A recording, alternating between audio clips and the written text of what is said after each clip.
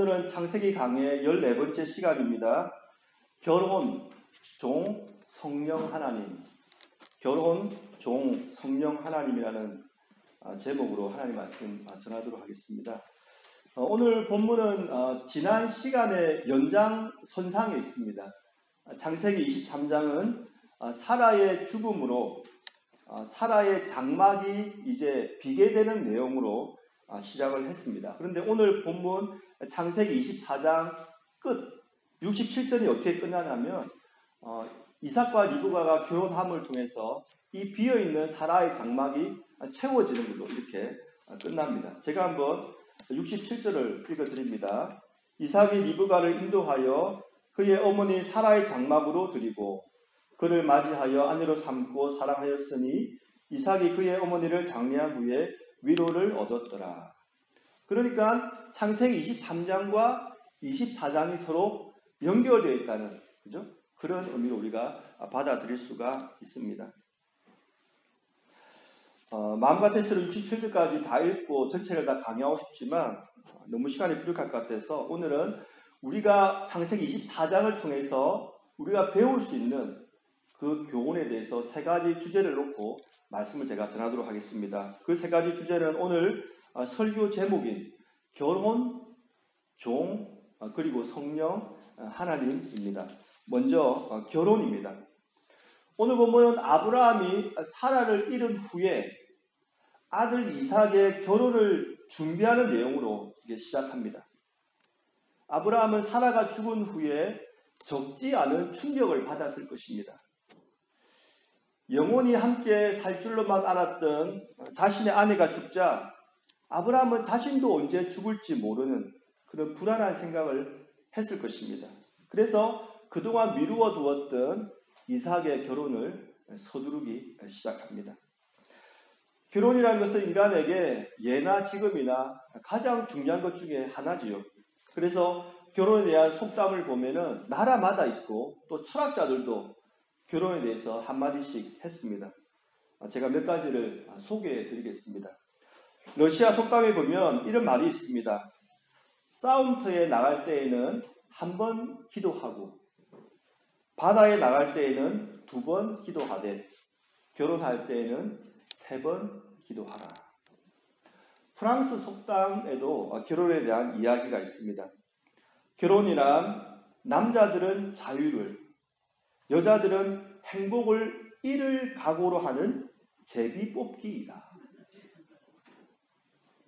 이해가 안 되시죠? 결혼이란 남자들은 자유를, 여자들은 행복을 잃을 각오로 하는 제비뽑기이다. 왜 제비뽑기라고 말했을까? 이렇게 생각해 보니까 아마도 살아보기 전까지는 내 배우자가 어떤 사람인지 정확하게 알지 못하니까 아마 제비뽑기라고 하지 않았을까 그런 생각이 들었습니다. 중국에도 이런 속담이 있습니다. 결혼은 경험의 부족 때문이고 이혼은 이해의 부족 때문이며 재혼은 기억력의 부족 때문이다. 그러니까 결혼이라는 것을 한번 경험한 사람은 안 하겠다 그 말이죠. 이혼은 서로 이해하는 것이 부족해서 발생하고 재혼은 기억력이 없기 때문에 발생했다 이렇게 볼 수가 있습니다. 영국의 철학자 프랜시스 베이컨은 결혼에 대해서 이렇게 말했습니다.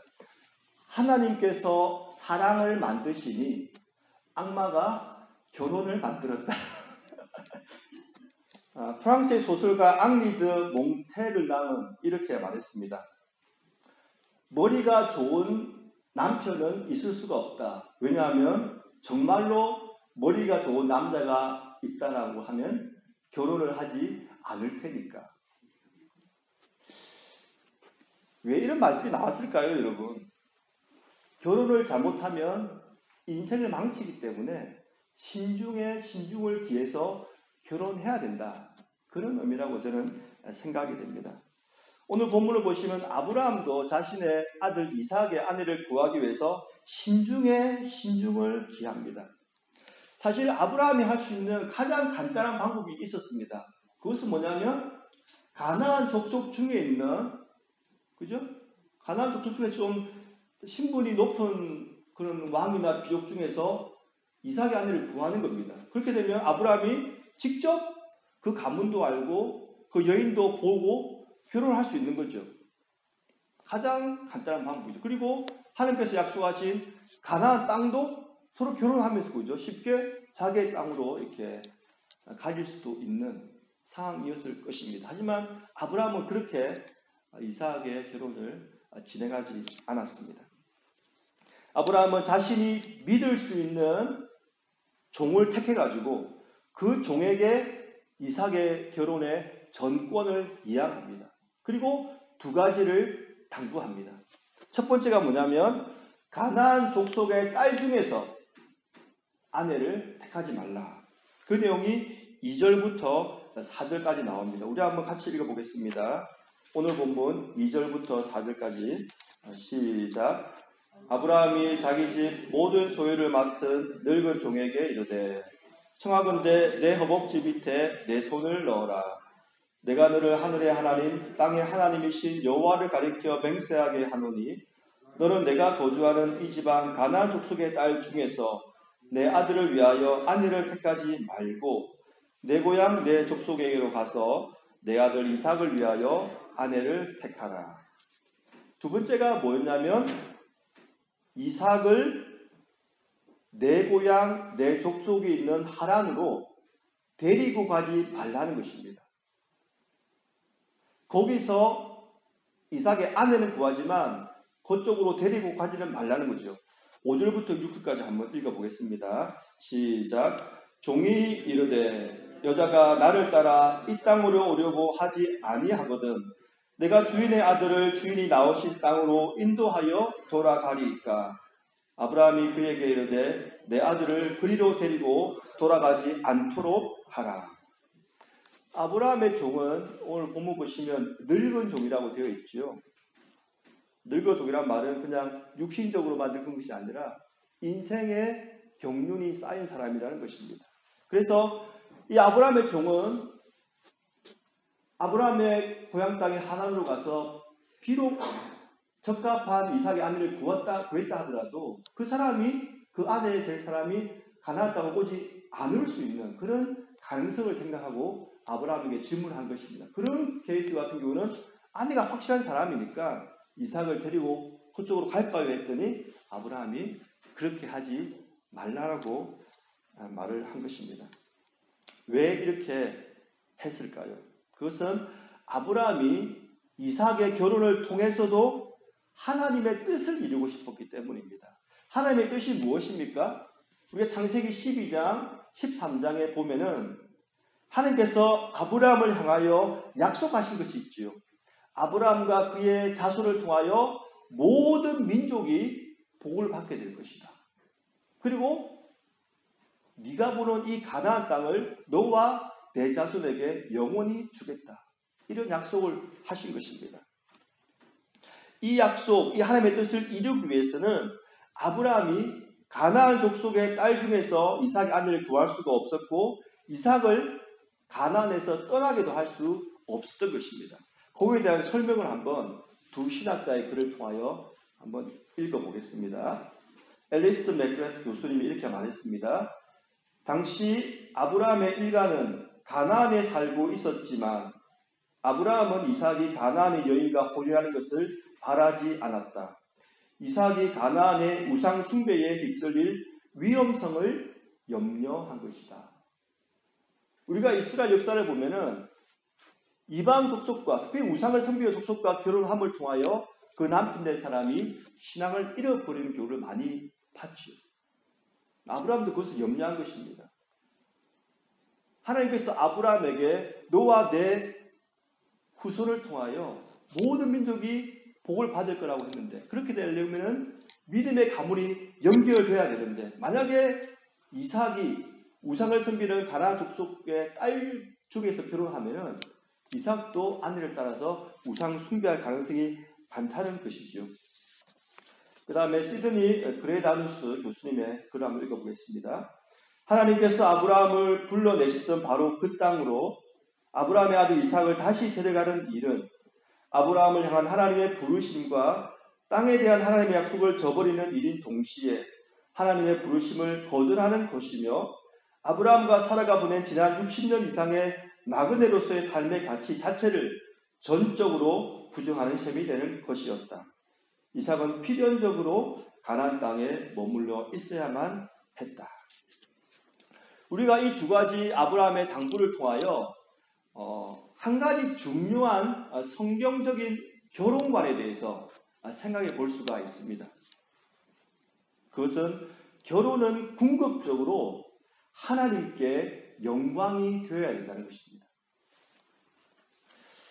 요즘 세대 젊은이들이 이 말을 들으면 좀 이해를 못할 것 같습니다. 그죠? 요즘 세대 젊은이들은 결혼의 제일 조건으로 사랑을 뽑지요. 내가 사랑하니까 결혼하는 거지. 내가 사랑하는데 부모님께서 왜 참견하시느냐고 그렇게까지 이야기하는 사람들이 있지요. 사랑이 제일 중요하다. 내가 사랑하기 때문에 결혼한다. 이렇게 말을 합니다. 그런데 거기에는 굉장히 위험성이 있습니다. 내가 사랑하기 때문에 결혼했을 때에는 그 때문에 사랑이 식어버리면 이제 결혼을 중도에 그만두는, 이혼하는 것으로 발전이 되는 것이니까요. 사실 결혼이라는 것은 사랑하기 때문에 결혼하는 것이 아니라 사랑하기 위해서 결혼하는 것입니다. 영어로 말씀드리면 because of love가 아니라 in order to love가 되어야 되는 것입니다. 이것이 성경적입니다. 그런데 세상에 사는 혼인 서약에 있어서도 그 혼인 서약문을 잘 보면은 이런 요소가 담겨져 있습니다. 우리가 혼인 서약할 때 어떤 질문을 합니까?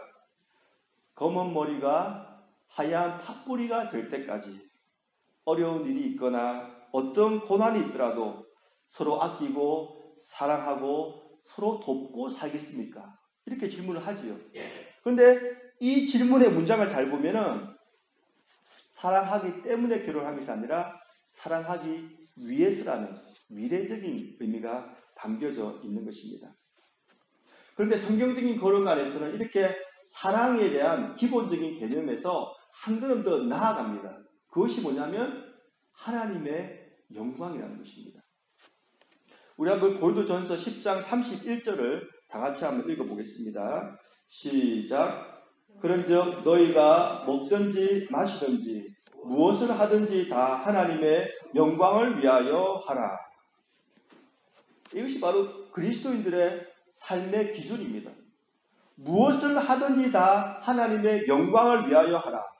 이 무엇에는 결혼도 당연히 포함되죠. 이 결혼을 통하여 내가 하나님께 영광을 돌릴 수가 있는가? 이 질문을 해야 된다는 것입니다. 아브라함의 예를 한번 다시 돌아가서 들여보겠습니다. 이삭이 우상을 숭배하는 가나안 족속의 딸을 아내로 맞아들이는 것이 하나님께 영광이 되겠습니까? 그렇게 되면 이삭이 하나님을 버리고 우상을 숭배할 가능성이 높은데 말입니다. 이삭이 하나님께서 약속하신 가나안 땅을 떠나서 아브라함의 고향 땅 하나님으로 돌아간다면 그것이 하나님께 영광이 되겠습니까? 하나님께서는 이미 아브라함을 통하여 이 가나안 땅을 너와 내 자손에게 주겠다고 약속하시던데 말입니다. 당연히 아니지요. 우리의 결혼도 마찬가지입니다. 결혼을 포함한 우리의 모든 일의 선택의 기준은 이 일로 하나님께 영광을 돌릴 수가 있는가 하는 것이어야 된다는 것입니다. 그런데 오늘 본문을 잘 보시면 우리가 하나님께 영광을 돌리는 결혼을 한다고 해서 인간이 중시하는 조건들이 없어지는 것은 아닙니다. 본문을 잘 보시면 이삭은 아름다운 리브가와 결혼했고 리브가는 부자 이삭과 결혼을 했습니다. 요즘 사람들이 가장 중시하는 것이지요. 남성 젊은이들은 예쁜 여자를 만나기 원하고 또 여성들은 또 돈 많은 남자를 만나기 원하는 거 아니겠습니까? 그죠? 오늘 본문 16절에 보니까 그 소녀는 보기에 심히 아름답고 리브가가 심히 아름다웠다고 하는 것입니다. 중요한 것이 뭐냐면 이러한 인간적인 조건들을 완전히 무시해라 그것이 아니라 이런 인간적인 조건보다 더 상위되는 개념이 있다는 것입니다. 그리고 그 상위되는 개념은 결코 타협을 하면 안 된다는 것입니다. 그것이 뭐냐면 이 결혼을 통하여 하나님께 영광을 돌릴 수가 있는가? 그것을 생각하고 결혼해야 된다는 것입니다. 사랑하는 성도 여러분, 우리의 결혼 생활은 어떻습니까?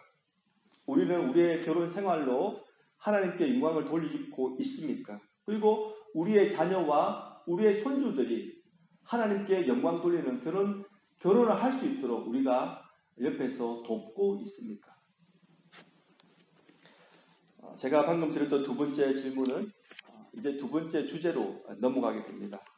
두 번째 주제가 바로 종입니다. 아브라함은 이삭이 하나님께 영광 돌리는 결혼을 할 수 있도록 자신이 가장 신임하는 종을 택해서 모든 정권을 다 이양합니다. 2절을 제가 한번 다시 읽어드리겠습니다. 아브라함이 자기 집 모든 소유를 맡은 늙은 종에게 이르되 청하건대 내 허벅지 밑에 내 손을 넣어라. 여기 보시면 본문에 이 종의 이름이 나와 있지가 않습니다. 어떤 신학자들은 이 종의 이름이 엘리에셀이라고 말하기도 합니다. 하지만 본문은 침묵하고 있습니다. 그래서 이 종의 이름이 엘리에셀일 수도 있고 아닐 수도 있는 것입니다. 하지만 분명하게 본문이 말하고 있는 것이 뭐냐면 이 종이 어떤 사람인가인 것입니다. 아브라함 집의 모든 소유를 맡은 자, 그리고 늙은 종입니다. 집의 모든 소유를 맡았다는 말은 아브라함이 가장 믿을 수 있는 사람이라는 것이죠. 어떻게 수백 명을 거느린 족장이 믿을 수 없는 사람에게 자신의 모든 소유를 맡길 수가 있겠습니까? 그러니까 아브라함 마음속에는 비록 내가 가지 않아도 나보다 더 일을 잘 처리해 주시는 사람이라고 믿었던 것입니다. 그리고 늙은 종이란 말은 인생의 경륜이 쌓여가지고 모든 일을 지혜롭게 잘 처리해 줄 수 있는 사람이라고 믿었던 것입니다. 이 믿음직하고 지혜로운 이 종의 모습이 창세기 24장 이후에 나오는 모든 일의 과정에서 그것이 드러나게 됩니다. 어떻게 이 종이 이렇게 충성스럽고도 지혜롭게 일을 해냈는가? 그것이 본문 이제 뒤로 계속 나오는 것입니다. 오늘 창세기 24장의 주제는 분명하게 이삭과 리브가의 결혼입니다. 그런데 이삭과 리브가가 만나는 장면은 불과 5절밖에 나오지 않습니다. 67절 중에서 불과 5절, 63절부터 67절까지 5절밖에 나오지 않습니다. 본문의 대부분의 내용은 이 충성스럽고 지혜로운 종이 어떻게 이 일을 처리했는가, 그것을 지금 말해주고 있는 것입니다. 크게 생각하면 두 부분으로 나눌 수 있습니다. 첫 번째가 아브라함의 종이 어떻게 리브가를 이삭의 아내로 삼았는가. 두 번째는 아브라함의 종이 어떻게 리브가의 오빠인 라반에게 결혼 승낙을 받아내었는가. 이 두 가지가 본문 이제 이후에 나눈 본문에서 큰 주제가 될 수 있습니다. 이 부분을 제가 설명을 해드리겠습니다. 첫 번째로 아브라함의 종이 어떻게 리브가를 이삭의 아내로 선택하게 되었는가 하는 것입니다. 아브라함의 종이 아브라함의 고향 땅인 하란에 도착하자마자 제일 먼저 한 일이 있습니다. 그것이 뭐냐면 신부감을 만날 수 있는 그 장소로 갔습니다. 그 부분이 10절과 11절에 있습니다. 같이 한번 읽어보겠습니다. 10절, 11절 시작. 이에 종이 그 주인의 낙타 중 10피를 끌고 떠났는데 곧 그의 주인의 모든 좋은 것을 가지고 떠나 메소보다미아로 가서 나홀의 성에 이르러 그 낙타를 성 밖 우물 곁에 꿀렸으니 저녁 때라. 여인들이 물을 기르러 나올 때였더라. 이 아브라함의 종은 당시 중동 문화를 아주 잘 알고 있었습니다. 필립 킹이라는 교수님이 쓴 책 중에 Life in Biblical Israel이라는 책이 있습니다. 여기 보면은 이렇게 설명을 해놓았습니다. By custom, women drew water for the needs of both the household and the livestock.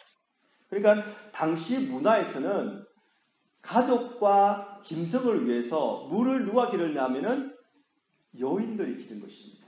그리고 중동은 대낮에 너무 뜨겁기 때문에 이 여인들이 언제 우물가로 나왔냐면 대낮에 나온 것이 아니라 좀 서늘해지는 저녁 때 나온 것입니다. 그러니까 이 아브라함의 종이 당시 문화를 잘 알았기 때문에 저녁 때 우물가에 딱 가서 그 동네 여인들이 올 것을 다 준비하고 있었던 것입니다. 길목을 딱 지키고 있었던 것이죠. 그리고 길목을 지킨 다음에 제일 먼저 한 일이 하나님께 기도를 드립니다. 그 부분이 12절부터 14절입니다. 제가 한번 읽어드립니다. 그가 이르되 우리 주인 아브라함의 하나님 여호와여 원하건대 오늘 나에게 순조롭게 만나게 하사 내 주인 아브라함에게 은혜를 베푸시옵소서.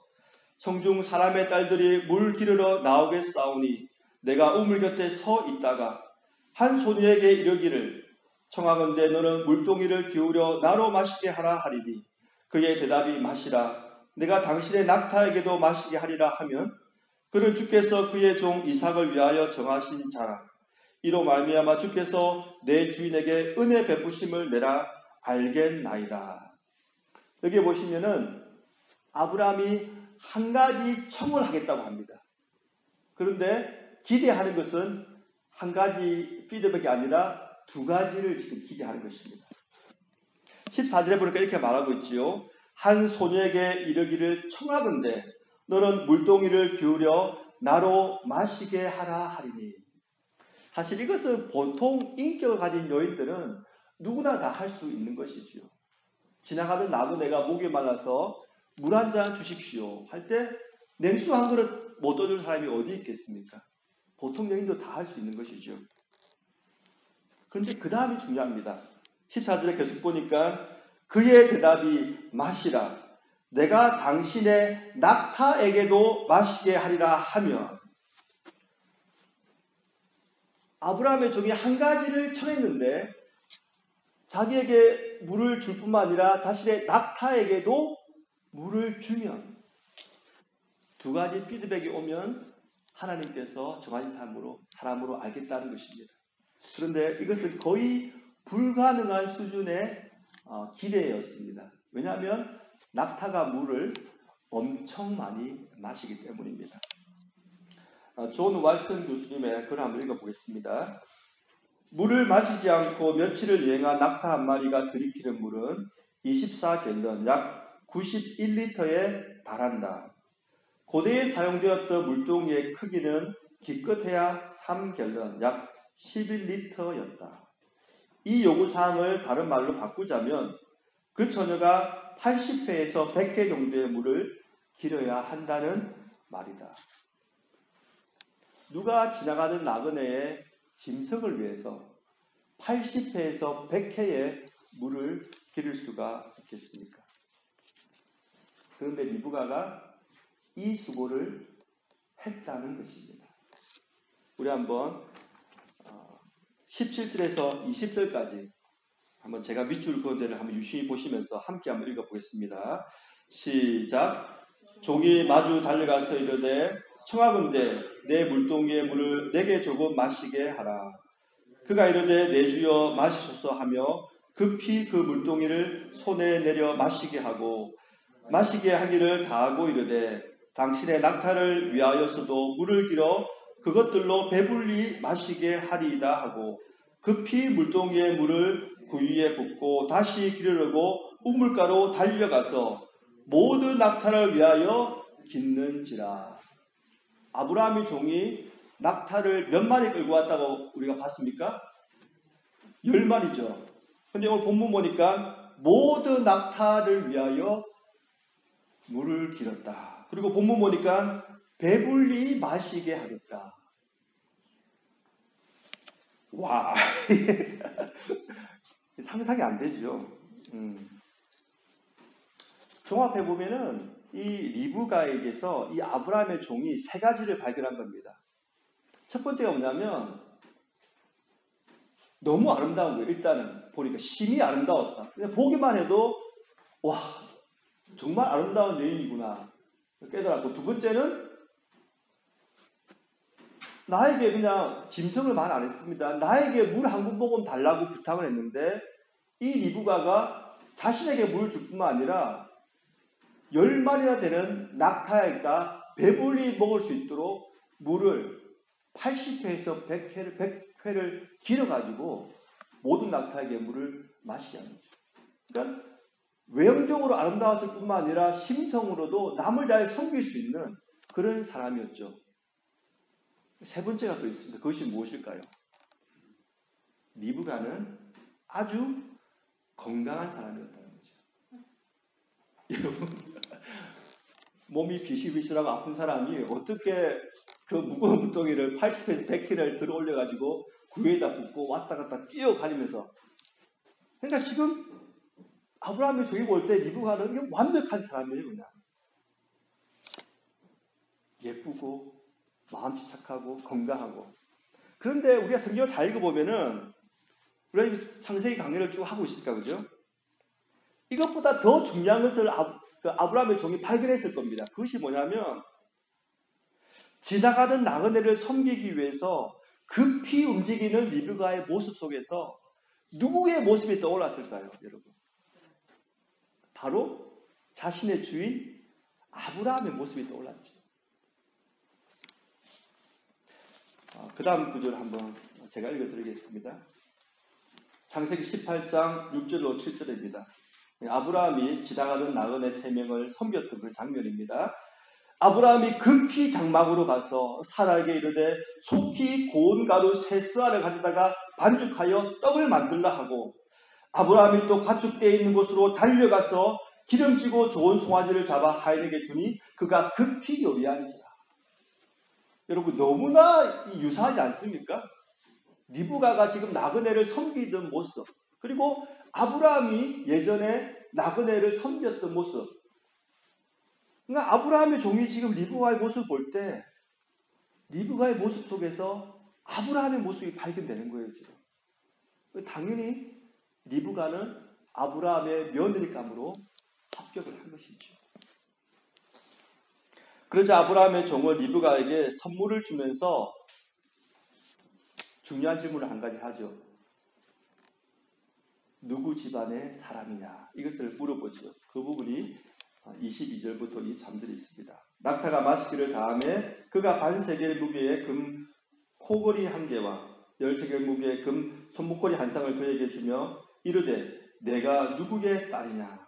청하건대 내게 말하라. 내 아버지의 집에 우리가 유숙할 곳이 있느냐? 그러자 리브가가 자신이 나홀의 아들 부두엘의 딸이라고 자신의 신분을 밝힙니다. 여기서 나홀은 아브라함과 형제지간이었습니다. 그러니까 리브가가 바로 아브라함이 찾으라고 명한 아브라함의 족속의 인물이었던 것입니다. 그러자 아브라함의 종이 자신의 신분을 밝힙니다. 그러자 리브가가 자기 친척의 집안에서 사람이 왔으니까 빨리 오빠 라반에게 달려가서 아브라함의 집안에 사람이 왔다고 소식을 알립니다. 그런데 이 부분이 굉장히 중요합니다. 왜냐하면 고대 사회에서 오빠가 그의 여동생의 결혼에 대한 승량 여부를 좌우하는 그런 사람이었기 때문입니다. 알렌 로스의 교수님의 설명을 한번 읽어보겠습니다. 당시 사회에서는 오빠가 누이 동생의 결혼을 주관했다. 이것이 왜 리브가의 오빠인 라반이 그녀의 결혼 문제의 주도권을 가지고서 그것을 승낙했는가를 설명해 준다. 그러니까 지금 아브라함의 종은 이삭의 아내 될 사람을 찾았지요. 그런데 그 다음 고비가 있는 겁니다. 이제 이 라반이라는 인물, 이 인물을 잘 설득해가지고 결혼 승낙을 받아야 되는 것입니다. 이 부분에 있어서 아브라함의 종이 얼마나 지혜로운지, 늙은 종이라고 설명을 되어 있는데 성경에는 얼마나 인생의 경륜에 쌓여가지고 지혜롭게 행동했는지가 그 이후 부분에서 나오는 것입니다. 아브라함의 종은 나이가 많고 지혜로웠기 때문에 처음부터 라반을 유심히 지켜봅니다. 그 부분이 28절로 30절에 나와 있습니다. 소녀가 달려가서, 이 소녀가 바로 리브가입니다. 이 일을 어머니 집에 알렸더니 리브가에게 오라버니가 있어 그의 이름은 라반이라. 그가 우물가로 달려가 그 사람에게 이르러 그의 누이의 코골이와 그 손의 손목을 보고 또 그의 누이 리브가가 그 사람이 자기에게 이같이 말했다 함을 듣고 그 사람에게로 나아갑니다. 그때에 그가 우물가 낙타 곁에 서 있더라. 이 본문에서 강조하는 것은 라반이 무엇을 보았느냐는 것입니다. 그리고 라반이 본 것을 아브라함의 종이 유심히 지켜본 것입니다. 여기 보면 라반이 뭘 봤냐면 그 누이의 코골이와 그 손의 손목고리를 보고 그리고 그가 우물가 낙타 곁에 서 있더라. 여기서 낙타란 말이 한글 번역에는 단수로 나와 있지만 히브리 원문에서는 복수로 나와 있습니다. 당연히 낙타 10마리가 이 아브라함 종의 뒤에 있었겠죠. 라반은 분명히 놀랐을 겁니다. 자신의 누이 동생 리브가가 차고 있는 손목고리 그리고 코고리 그리고 이 아브라함 종 뒤에 있는 낙타 10마리. 아브라함 종은 재물에 약한 라반의 눈빛을 그 흔들리는 눈빛을 유심히 지켜본 것입니다.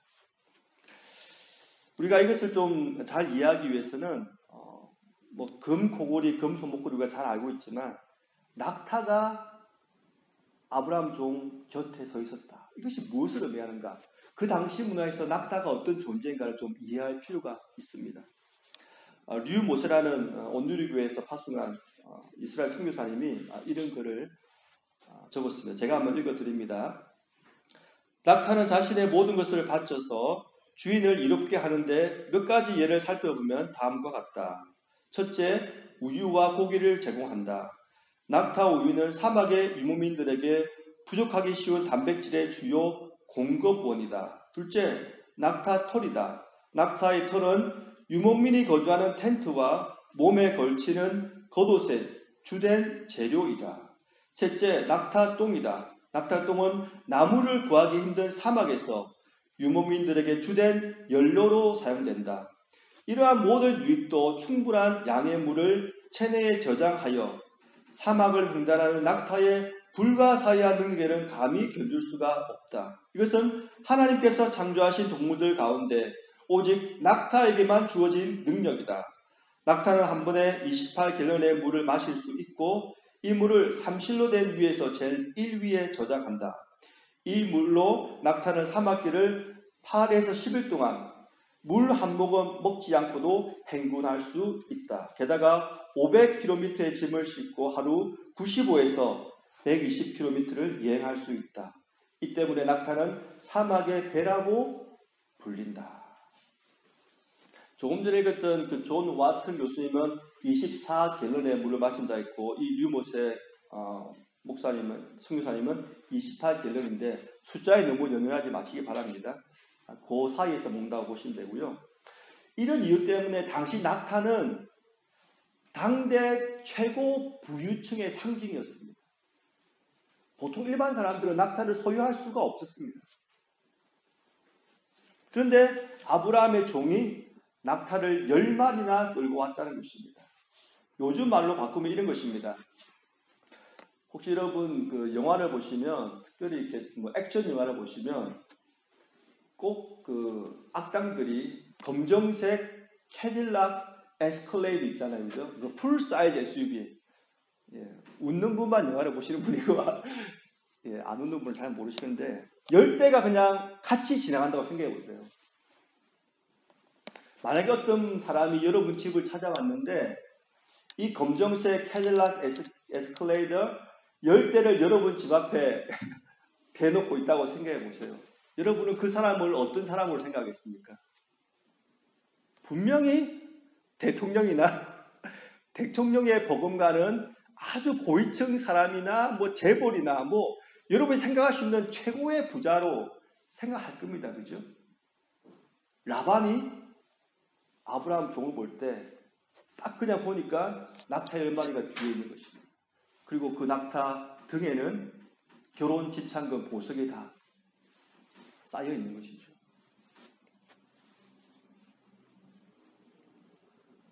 아브라함의 종은 라반의 흔들리는 눈을 유심히 지켜봤을 겁니다. 그리고 이제 라반의 집으로 들어가자마자 그가 꺼낸 첫 마디가 뭐냐면 아브라함은 엄청난 부자입니다. 이 말입니다. 35절에서 36절 제가 한번 읽어드립니다. 여호와께서 나의 주인에게 크게 복을 주시어 창성하게 하시되 소와 양과 은금과 종들과 낙타와 나귀를 그에게 주셨고 나의 주인의 아내 사라가 노년에 나의 주인에게 아들을 낳음에 주인이 그의 모든 소유를 그 아들에게 주었나이다. 이게 무슨 말입니까? 아브라함은 엄청난 부자일 뿐만 아니라 아브라함과 사라는 이미 죽었고 아브라함도 나이가 너무 많아서 빨리 죽을 것이고 아브라함의 모든 재산은 이제 이삭의 것이 된다는 것입니다. 그러니까 리브가가 이삭과 결혼하게만 한다면 엄청난 부의 상속을 가져올 것이라는 것입니다. 얼마나 이분이 이 아브라함의 종이 지혜로웠는지 라반의 약점을 그대로 파고 들어가는 것입니다. 그러면서도 아브라함의 종은 라반에게 아주 공손하면서도 압박을 가합니다. 그것이 뭐냐면 결혼의 승낙 가부를 지금 바로 결정해라는 것입니다. 무례하지 않고 공손하면서도 전국을 찌르지요. 그것이 바로 48에서 49절입니다. 내 주인 아브라함의 하나님 여호와께서 나를 바른 길로 인도하사 나의 주인의 동생의 딸을 그의 아들을 위하여 택하게 하셨으므로 내가 머리 숙여 그에게 경배하고 찬송하였나이다. 그 다음에 중요한 말이죠. 이제 당신들이 인자함과 진실함으로 내 주인을 대접하려거든 내게 알게 해주시고 그렇지 아니할지라도 내게 알게 해주셔서 내가 우로든지 좌로든지 행하게 하소서. 아브라함의 종은 공손하게 이 모든 것을 하나님께서 인도해 주신 거라고 말을 합니다. 그 다음에 중요한 말을 꺼내지요. 이 결혼을 승낙해 줄지 않을지 그 결과를 지금 말해달라는 것입니다. 그리고 만약에 당신이 이 결혼을 승낙해 주지 않으면 나는 다른 아브라함의 부유한 친족을 찾아가서 신부감을 구하겠다고 말하는 것입니다. 그러자 라반은 승낙하고 말지요. 그 부분이 50절, 51절입니다. 라반과 부두엘이 대답하여 이르되 이 일이 여호와께로 말미암았으니 우리는 가부를 말할 수 없노라. 리브가가 당신 앞에 있으니 데리고 가서 여호와의 명령대로 그를 당신의 주인의 아들의 아내가 되게 하라. 사랑하는 성도 여러분, 우리는 아브라함의 종을 통해서 무엇을 배워야 되겠습니까? 성경에 보면 이 아브라함의 종은 이름도 나오지 않습니다. 이름도 없고 빛도 없지만 이 아브라함의 종은 자신이 맡은 일을 충성스럽고도 지혜롭게 행합니다. 그 결과 이삭이 리브가를 만나게 되고 또 이삭과 리브가가 결혼함을 통해서 믿음의 가문이 이어지게 되는 것입니다. 하나님께서는 지금도 이러한 충성되고 지혜로운 종을 찾고 계시다고 우리에게 말씀해 주고 있습니다. 우리 다 같이 마태복음 24장 45절을 같이 한번 읽어보겠습니다. 시작. 충성되고 지혜 있는 종이 되어 주인에게 그 집 사람들을 맡아 때를 따라 양식을 나눌 줄 자가 누구냐. 많은 사람들이 자신이 아브라함이 되거나 이삭이 되고 싶어 합니다. 왜냐하면 성경에 나오는 유명한 사람들이고 주인공이기 때문이죠. 아무도 아브라함의 종과 같은 사람이 되고자 하지 않습니다. 하지만 하나님께서 찾으시는 사람은 지금도 이름도 없고 빛도 없이 수고하는 그런 충성되고 지혜로운 종이라는 것입니다. 뉴욕 필하모닉을 지휘했던 레너드 벌스타인이 이런 질문을 받은 적이 있었습니다. 오케스트라를 지휘하실 때 수많은 악기들이 있지 않습니까? 그 중에 가장 까다로운 악기가 어떤 악기입니까? 이 질문에 번스타인이 이렇게 대답을 했습니다. Second violin. 많은 사람들이 first violin을 연주하고 싶어 합니다. 하지만 first violin처럼 그런 열정과 관심을 가지고 second violin을 연주하는 사람은 많지 않습니다. 만약에 아무도 second violin을 first violin 연주자처럼 그런 열정과 정성을 가지고 연주하지 않는다면 first violin 연주하는 그 음에 화음을 입혀주지 못하고 그렇게 되면 아무리 뛰어난 지휘자가 오더라도 그 오케스트라는 좋은 화음을 만들지 못합니다.